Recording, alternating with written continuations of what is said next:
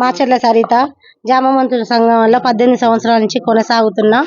CC గారిని నేను 6 నెలలు నేను నా భర్త చనిపోయి బాధలో ఉన్నాను. 6 నెలలు నేను లోన్ కట్టలేదని మధ్యలో ఆపేశానని నా లెక్కైనా చేర్పని సీసీ సార్ని అడిగాను. నన్ను 20,000 లంచం ఇస్తే నేను అలా చేర్పిస్తానన్నాడు. నాకు అన్ని చేత కాదు సార్, నా పిల్లలు చదువుకుంటున్నారు, నేను 20,000 ఇవ్వలేను, 10,000 అయితే ఇస్తాను సార్ అన్న.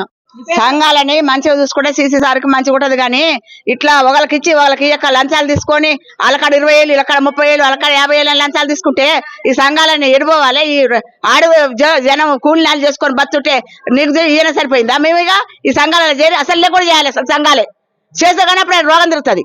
ఇదేం పద్ధతి అయినది? లంచాలు అడగా లంచాలు అడుగుతారా సీసీ సారు? ఇదేనా మర్యాద సార్? సైదుల్ సారు ఎంత మంచివాడు అనుకున్నాం, ఇంత బేకర్ కాడికి వచ్చిండు. ఇదేనా న్యాయం? సైదుల్ సార్కు ఎన్నడైనా కూడా ఇట్లా చేయలే, ఈసారి ఇట్లా చేస్తుడు. ఈ ఊళ్ళో ఏ ఊళ్ళో ఇట్లా నడవలే సంఘాలు. ఏ సీజీ అయినా ఇట్లా ఈ పద్ధతి రాలేదు. ఇట్లా తీసుకోవద్దు. సరితలు మాత్రం న్యాయం జరగాల. సరితకు న్యాయం జరిగి ఆ సరితని అలా